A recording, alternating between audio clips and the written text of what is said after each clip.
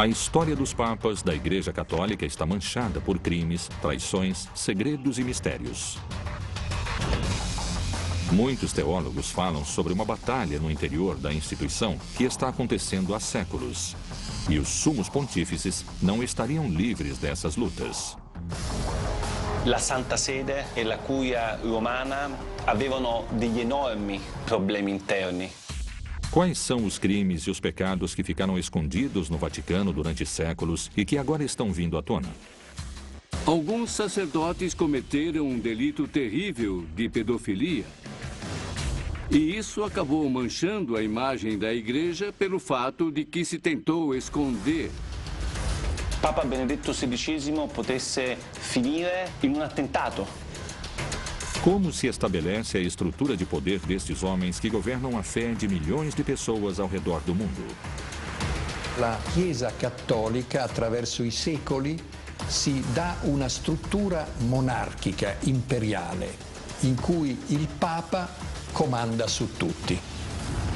Será que os papas da Igreja Católica sempre foram homens de fé e de humildade? Ou será que eles eram personagens ambiciosos que desejavam o poder? Certi papi sono stati troppo amici di dittatori, capi di Stato sanguinari. A verdade por trás dos papas. Divindade próxima ao Todo-Poderoso? Representantes fiéis de Deus na Terra? Ou ótimos impostores escondidos por trás dos grandes muros do Vaticano?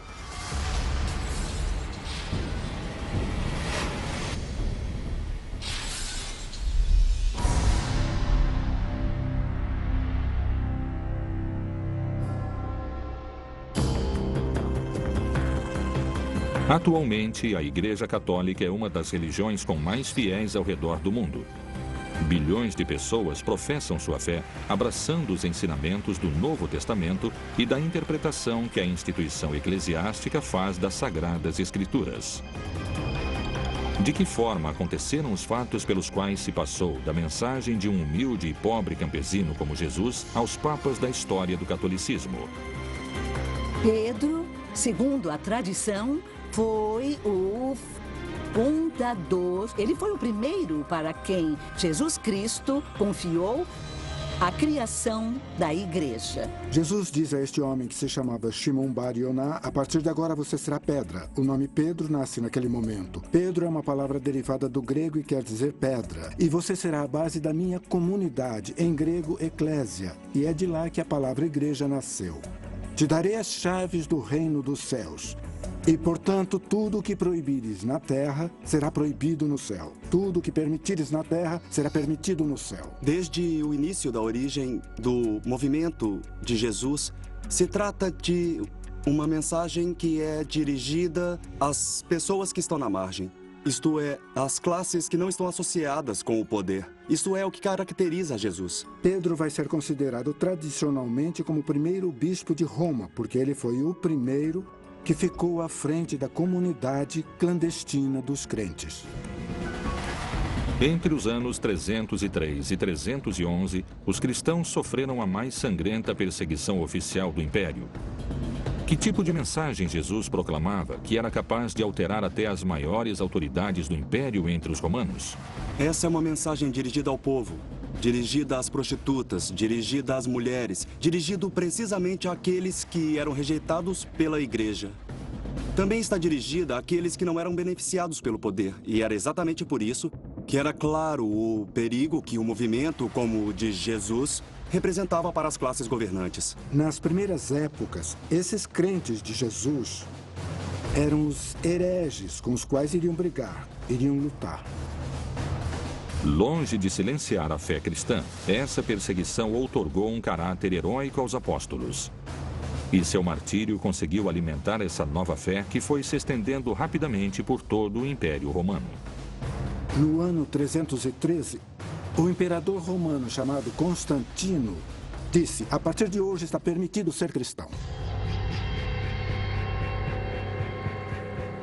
Por que Constantino permitiu que Pedro fosse considerado oficialmente o primeiro papa da Igreja Católica? De alguma forma, ele era um imperador encurralado.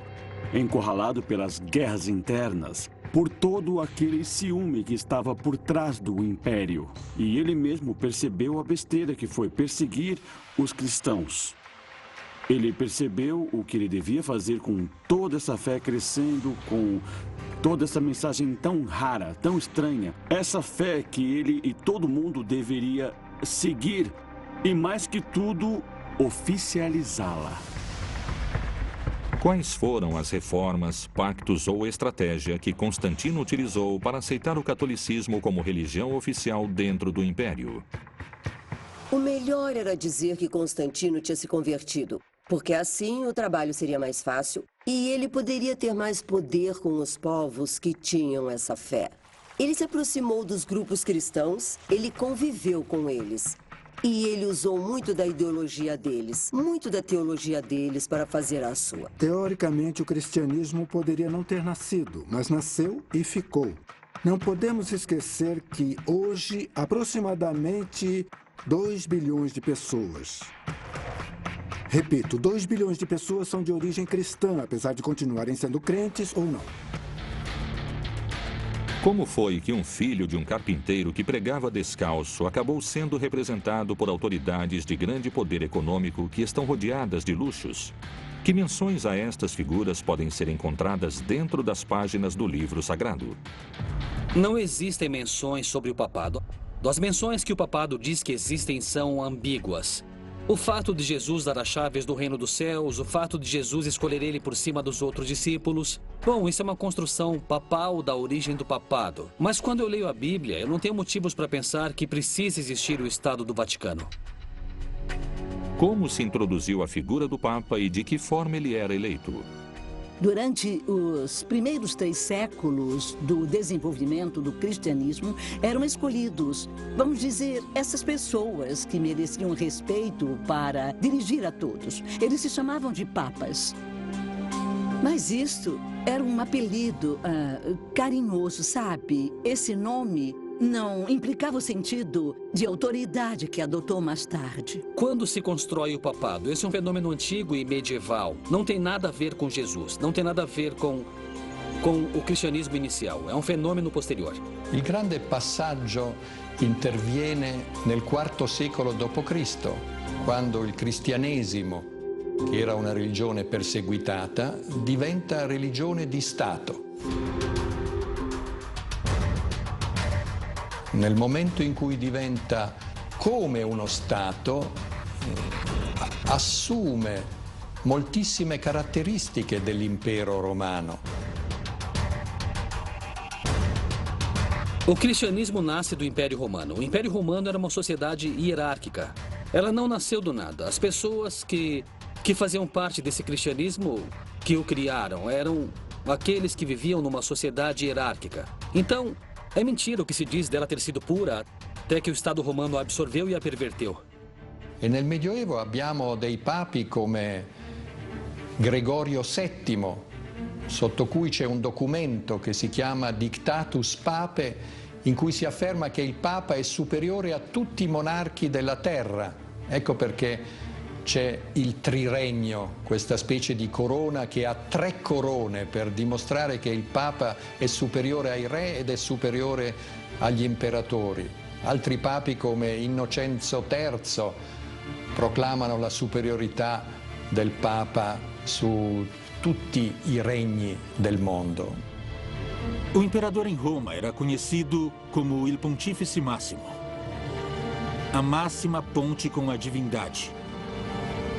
Os romanos acreditavam que o imperador era um homem-deus, que se comunicava como uma ponte, um pontífice, com os grandes deuses. Mas exatamente quando foi que o Papa começou a ser chamado como imperador romano? Precisamente no século IV. Se a religião católica conseguiu se institucionalizar dentro do Império Romano, quais foram as simbologias que adotou para se misturar ao poder imperial? Lentamente i papi indossano anche i vestiti degli imperatori, il mantello rosso, le scarpe di porpora. La stola indicava il potere delle chiavi, cioè il potere del Papa di essere anche capo di Stato. Os símbolos tradicionais dos líderes da Igreja Católica se encontram com o papado de Francisco. Que reforma esse Papa adotou diante dos gestos que seus antecessores mantinham? Lui, con un gesto solo, si è spogliato di tutto, cioè si è spogliato di 16 secoli di tradizione.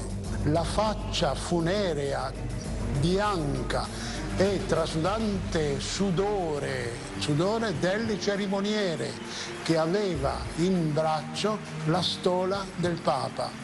Dicono le voci che cercarono di convincere il Papa di mettersi le scarpe rosse e la mantella e il Papa rispose che se le piacciono così tanto se le metta lei. Questo Papa ha cominciato a porre dei gesti coerenti con il suo nome, perché il nome che ha assunto di Francesco non è un nome papale, ma è una condanna per lui. Existem séculos de história por trás da construção do primeiro Papa do catolicismo, com alguns momentos de escuridão e tramas secretas que atravessaram a metamorfose atual do Santo Pontífice. Os líderes da Igreja Católica Apostólica Romana são considerados pelos fiéis como representantes diretos de Deus na Terra. Será possível que os papas contemporâneos escondam seus atos associados ao pecado diante da fé cristã? Será que realmente o Papa João Paulo II teve uma amante que escondeu do Vaticano? Qual foi o motivo da renúncia do Papa Bento XVI? Que segredos vieram à tona com o vazamento dos documentos conhecidos como Vatilix?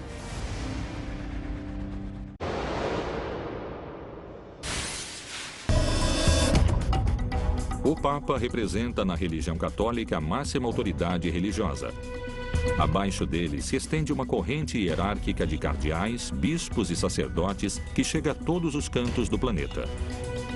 Como surgiu a hierarquia que administra essa religião de multidões? No passado, existiram muitos conflitos sobre o assunto de qual bispo tinha mais autoridade sobre qual bispo. E quem determinou isto? A política e a guerra. Temos que pensar que o Vaticano tem uma história muito obscura.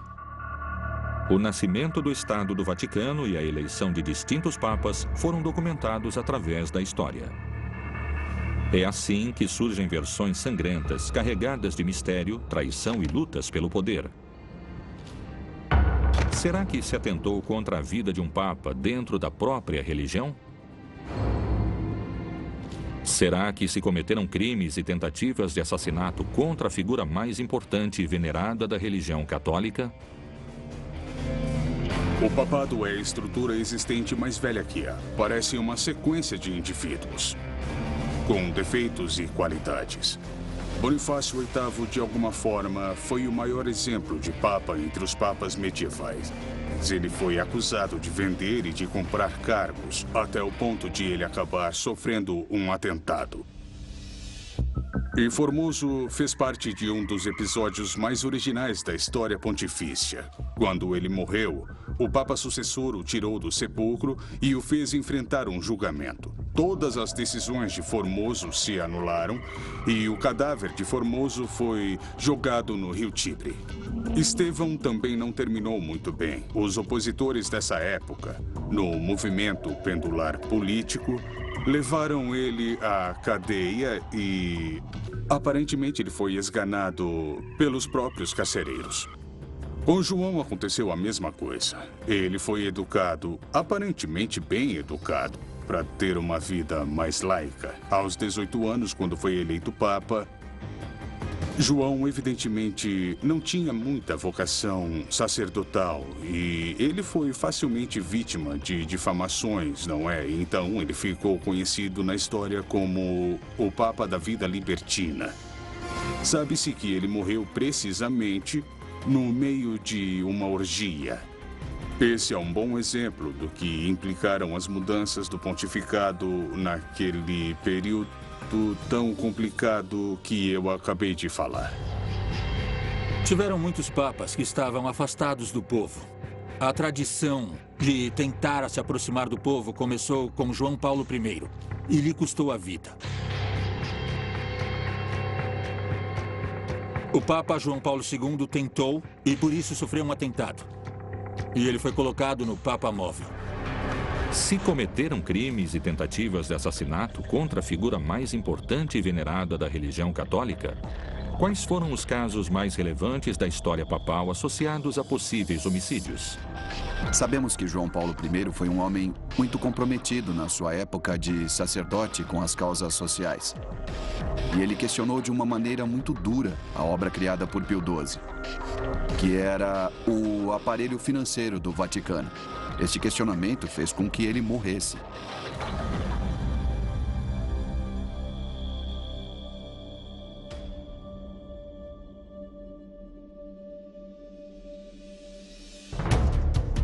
Foi um assassinato. Isso ficou muito claro nos livros e no famoso filme de Coppola, O Poderoso Chefão 3. Quando ele veio aqui na Argentina, perguntaram a ele se ele se atrevia a acusar as figuras do Vaticano de terem assassinado o Papa. E ele disse, escuta, até agora eu não fui processado por esse assunto e o Vaticano tem ótimos advogados. Será que estes acontecimentos do passado podem se repetir na nossa época? Por que tem setores que temem pela vida do Papa Francisco? Quais são os motivos pelos que cada vez mais os teólogos e os especialistas opinam sobre um possível atentado contra o Sumo Pontífice? O Papa Francisco não mora mais no Vaticano. Ele mora num convento em Santa Marta, que fica em Roma. Ele disse que é por humildade, mas eu também acho que é por segurança.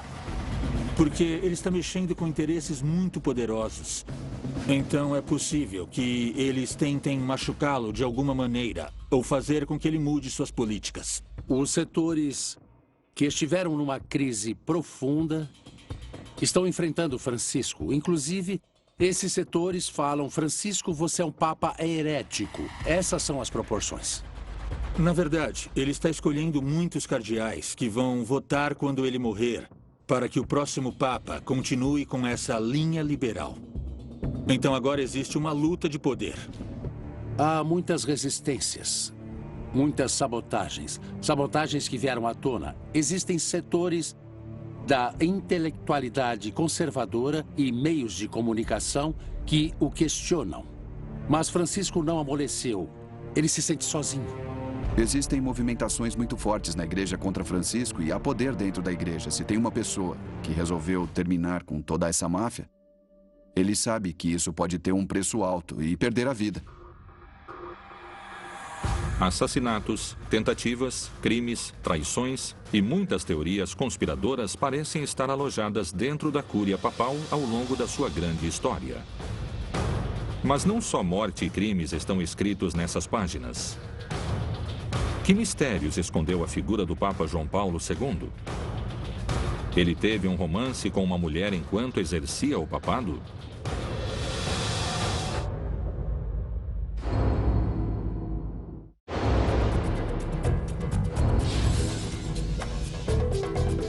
Uma das figuras mais populares da Igreja Católica é a figura de João Paulo II. Mas por que algumas pessoas afirmam que suas motivações eram mais políticas do que humanitárias? Qual é a história por trás das cartas de amor que ele mantinha com uma mulher e que foram descobertas recentemente? O Papa João Paulo II foi o primeiro Papa global. O primeiro Papa que entrou no lar daqueles que não eram católicos. Ele era um Papa televisivo, coincidiu com a mudança das tecnologias dos meios de comunicação. João Paulo II chegou com um projeto muito claro: consolidar, reforçar a unidade da igreja. Quando ele chegou, encontrou uma igreja polarizada, isto é, direita e esquerda.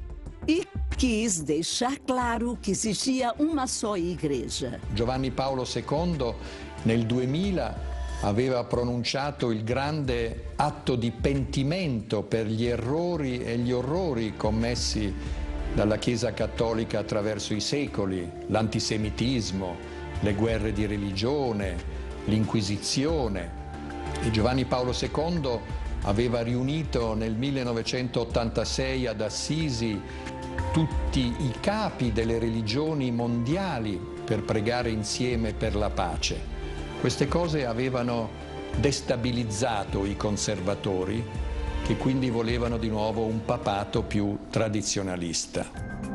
Ele foi fundamental quando se tornou o primeiro papa da era moderna que entrou numa sinagoga, o primeiro também que entrou numa mesquita, precisamente para ressaltar o respeito que para ele era fundamental para aproximar os seres humanos, para ter uma convivência che è molto necessaria nesse mondo che temos che vivere. Giovanni Paolo II ha regnato per quasi 28 anni e dunque è stato un regno lungo e in quel periodo di tempo è riuscito a strutturare tutto il suo potere in maniera quasi dittatoriale all'interno del Vaticano. Non c'era mosca che volasse senza che Giovanni Paolo II e il gruppo dei polacchi che governava il Vaticano non lo sapesse.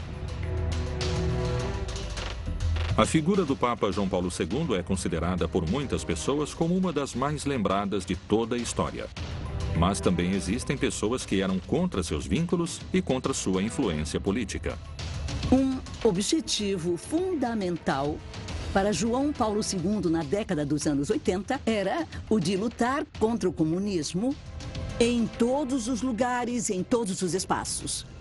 E utilizar todas as armas, instrumentos che aiutassem a conseguir esse obiettivo. Tutto questo è stato travolto un po' dal suo essere polacco e quindi esponente di una chiesa particolarmente tradizionalista e anche particolarmente anticomunista. Qual era o motivo das suas viagens pelo mundo?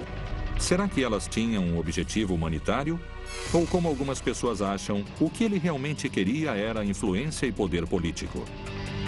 Por exemplo, para fazer um trato com o presidente Reagan, com a Thatcher na Inglaterra e apoiar o movimento Solidariedade, esse movimento sindical de Lech Walesa, e contribuir em termos econômicos, em termos políticos, com a queda do comunismo na Europa do Leste e na União Soviética.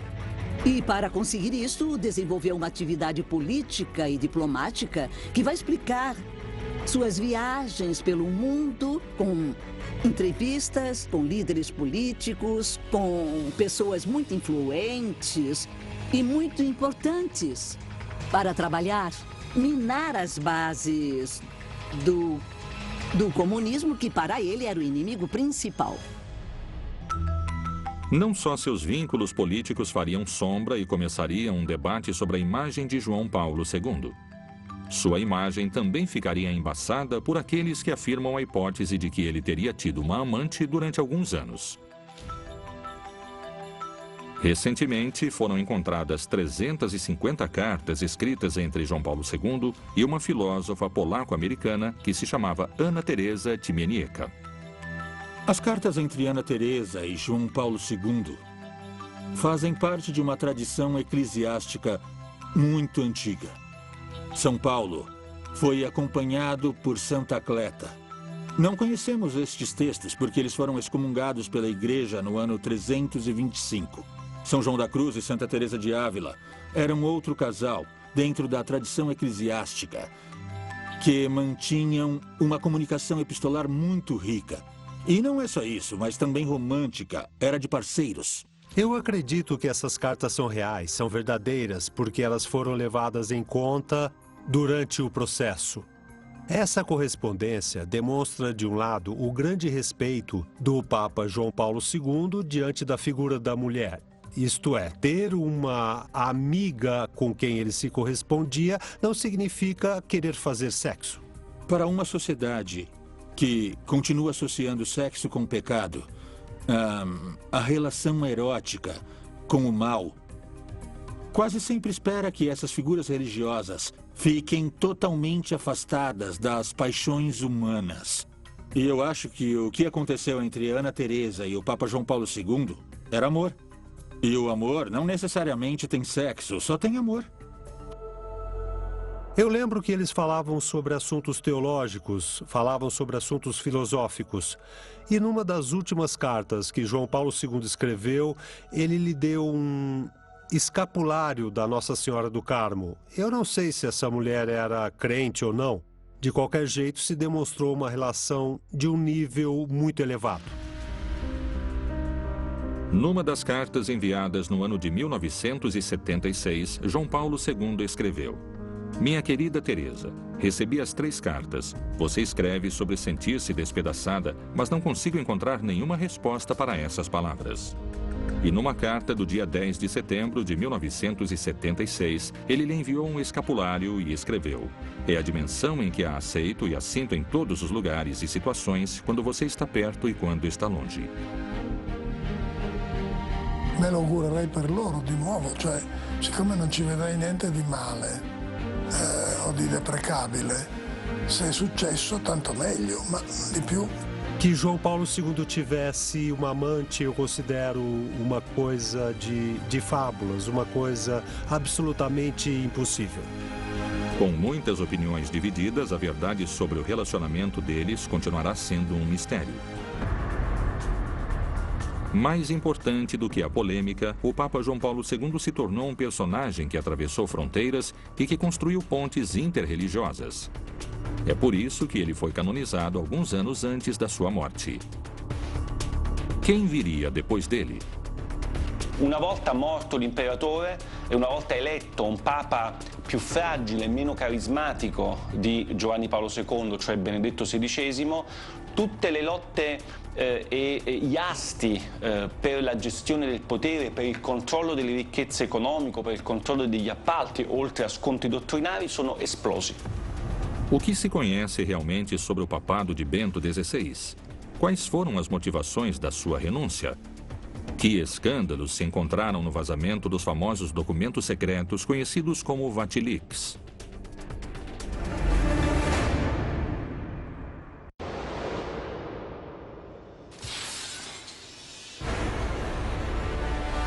Depois da morte de João Paulo II, o Colégio dos Cardeais elegeu a Joseph Aloysius Ratzinger e escolheu o nome Bento XVI como seu sucessor.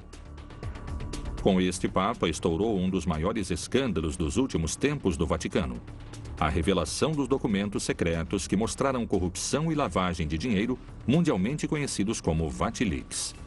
Qual foi a motivação da Cúria da Igreja Católica de escolher um personagem tão diferente do seu antecessor? Quais foram as principais diferenças entre esses 2 papas? Por que teólogos e especialistas acreditam que a estratégia criada pelo Vaticano não teve os efeitos desejados? Como impactou a decisão dentro da Santa Sé e ao redor do mundo com seus milhões de fiéis? Eu acho que são opostos e, diferentemente de João Paulo II, que era uma pessoa muito carismática, que se dava muito bem com toda a mídia. O perfil de Ratzinger era frio, intelectual, um continuador no que se refere a todo o pensamento conservador di João Paulo II. Però è stato eletto da un gruppo molto conservatore nel conclave del 2005, soprattutto ad opera dell'Opus Dei, perché vi fosse di nuovo un papato della tradizione. Quais são as bases e os fundamentos pelos quais se elege a sucessão de um Papa? Isto tem algo a ver com a capacidade, com a trajetória individual, ou isto responde só a um interesse político da instituição religiosa? Bento XVI realmente era uma pessoa que se acreditava que tinha uma grande capacidade intelectual, era um grande teólogo, um papa de bibliotecas. Purtroppo non ha le qualità dell'uomo di governo.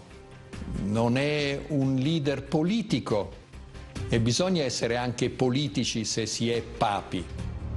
O papado de Bento XVI foi minado por todo tipo de crise. Assim que ele assumiu o cargo, teve que enfrentar distintos tipos de conflito ao mesmo tempo. Mas a revelação dos documentos secretos chamados de Vatilix seria, sem sombra de dúvidas, seu pior inimigo. Existem muitas opiniões no que diz respeito a este acontecimento como o começo de um final anunciado. E quindi il suo pontificato è stato segnato da moltissime crisi, crisi con il mondo islamico per il discorso di Ratisbona, crisi con il mondo ebraico perché aveva tolto la scomunica ad un vescovo antisemita del movimento lefebvriano, crisi con il mondo della scienza, perché aveva detto che i preservativi favoriscono l'AIDS, l'HIV. Crisi con i cattolici stessi, perché aveva dato spazio proprio ai nemici del concilio, e cioè al dialogo con il movimento cismático de Lefebvre. Os principais conflitos que Ratzinger teve que enfrentar tiveram origem no pontificado de João Paulo II. Um desses conflitos que eu acho importante, porque é o eixo de atuação de uma instituição religiosa, é aquele que tem a ver com a pederastia. Esses escândalos, desde o final do século XX, começaram a ficar conhecidos, não é? Nos Estados Unidos, tem processos muito fortes contra a Igreja Católica. No Vaticano, os grupos conservadores que pertenciam à geração de João Paulo II mantinham uma estrutura de poder, de privilégios, que começou a rachar exatamente por causa das pressões e escândalos internacionais de pederastia. Isso provocou uma quebra no interior da Cúria Romana e uma luta interna de poder. E então começaram a vir à tona diversos casos de sacerdotes que tinham cometido delitos desse tipo. E isso enfraqueceu a igreja, pelo fato de que existia a impressão por parte de muitos setores de que a igreja queria, de alguma forma, esconder esses delitos. Embora há 600 anos nenhum papa tivesse deixado o cargo, Bento XVI começou aos poucos a percorrer um caminho que o deixaria sem saída. De todas as crises, teve uma em especial que fez ele renunciar de um cargo supostamente indeclinável. Também estourou a crise sobre o assunto das finanças do Vaticano, que ficaram conhecidas publicamente através dos famosos Vatilix. Essa subtração dos documentos, feita pelo Camerlengo, que é alguém muito próximo, apareceram todos esses assuntos que têm a ver, inclusive, com coisas como a lavagem de dinheiro, sabe? E também como se gasta o dinheiro do Vaticano. O que revelam os documentos que conseguiram o tirar do Vaticano? La scoperta di documenti che mostravano una guerra interna alla Chiesa fra gruppi di cardinali, fra diversi gruppi di interessi.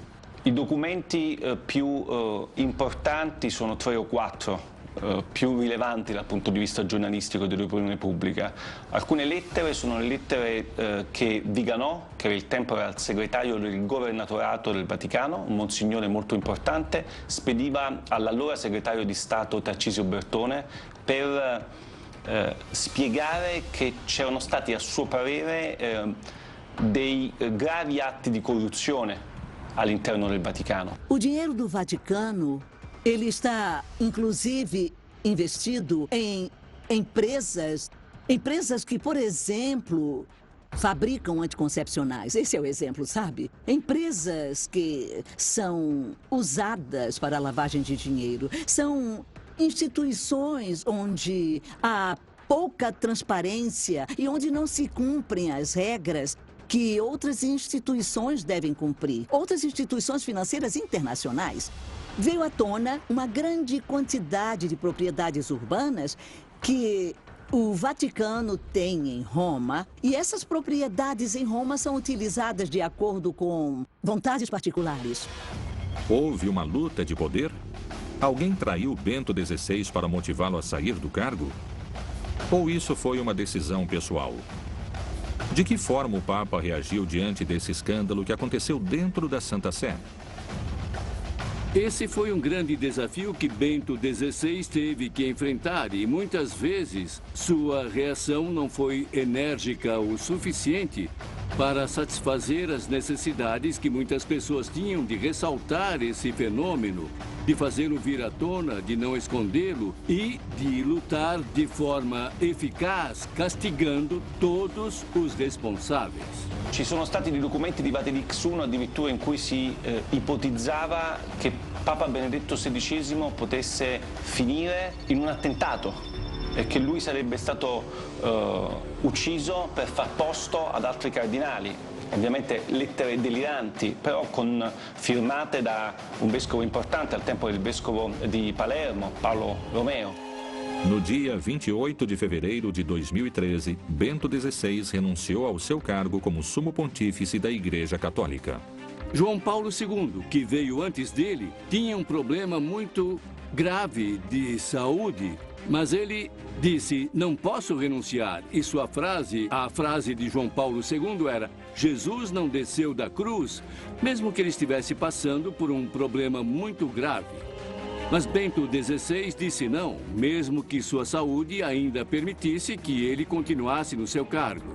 Mas tem pessoas que acham que talvez o grande problema é que ele acreditava que não tinha forças suficientes para bater o martelo e decidir as mudanças que deveriam ser feitas. Ratzinger non si è dimesso per le rivelazioni di Vatilix, Ratzinger si è dimesso perché il suo pontificato era entrato in un vicolo cieco e lui non aveva più la forza per governare. A renúncia de Bento XVI foi um choque para a Igreja Católica.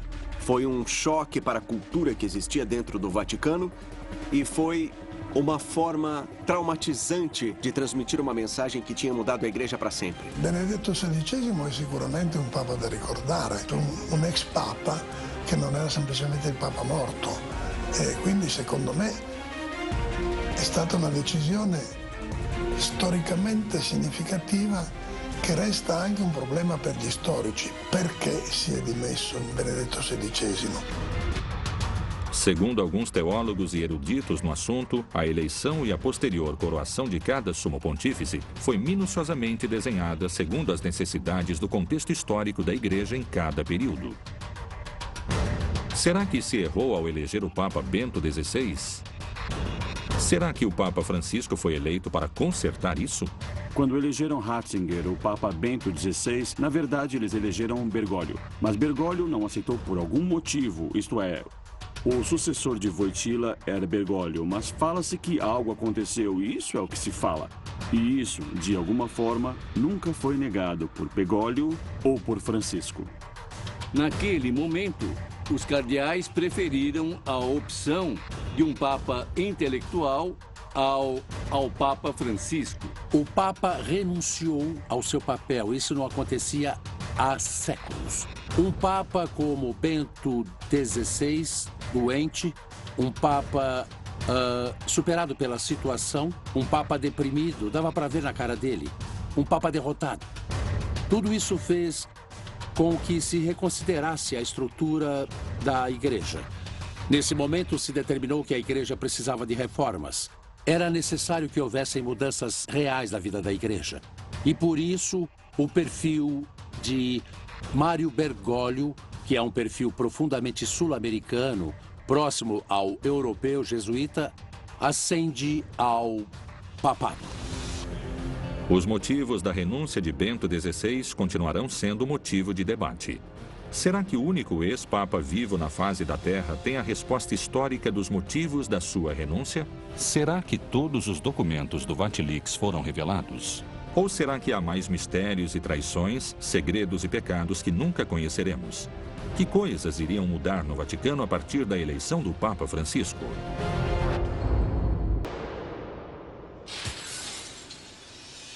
Depois da renúncia de Bento XVI e de um breve período de sé vacante, no ano de 2013, o cardeal sul-americano Jorge Bergoglio assumiu a cátedra de São Pedro. Habemus Papa!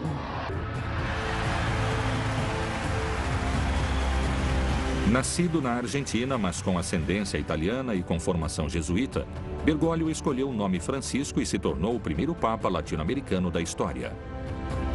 Que classe de papado nasceu com ele? Papa Francesco è stato eletto esclusivamente con questo obiettivo, riformare la curia romana che era ormai arrivata ad un degrado di immoralità inconcepibile. La curia romana è un pachiderma così pesante e così radicato nel pensiero, nel costume, che non basterà un Papa Francesco, ce ne vorranno almeno 10 Papi Francesco per poterla sminare e destrutturare dalle fondamenta. Eu acho que o Papa Francisco chegou na hora certa. E aqueles que entendem do nosso catolicismo entendem que por trás de tudo isso tem um estado político, social, que não vai deixar ele trabalhar como gostaria. Será que ele poderá renovar a fé dos católicos e atrair novos fiéis à igreja? Eu acho que o Francisco está fazendo é nos desafiar a viver o Evangelho. A própria presença dele é bondade, é Evangelho. Ele abraça, beija, sorri. Esse é o caso do Papa Francisco, que não só atrai fiéis do mundo católico, e não tantos quanto gostaria. Ele atrai muito mais gente fora do mundo católico, ex-socialistas, ex-comunistas, ex-progressistas, que atualmente não se sentem representados por nenhum partido, por nenhum grupo. E nesse Papa encontram uma liderança que nunca teria sido pensada há 40 ou 50 anos. Francisco é considerado por muitos como um papa humilde que quer fazer uma igreja pobre para os pobres. Qual é seu posicionamento diante do dinheiro do Banco do Vaticano?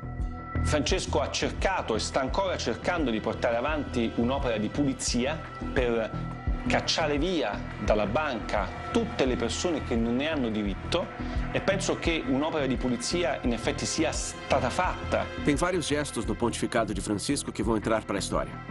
São gestos completamente coerentes com sua forma de enxergar a igreja e, mais importante, sua forma de enxergar as pessoas.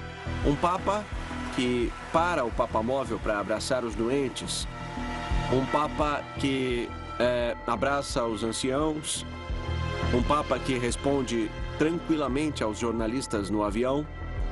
Eu acho que o Papa está mudando a Igreja Católica com esses gestos. Uma imagem do Papa Francisco vale mais do que 1000 homilias.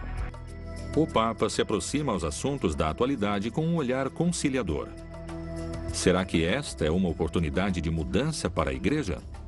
Voglio vedere come andrà a finire la rivoluzione di Francesco, perché, come dire, c'è nel pontificato di Francesco certamente un elemento di riduzione del peso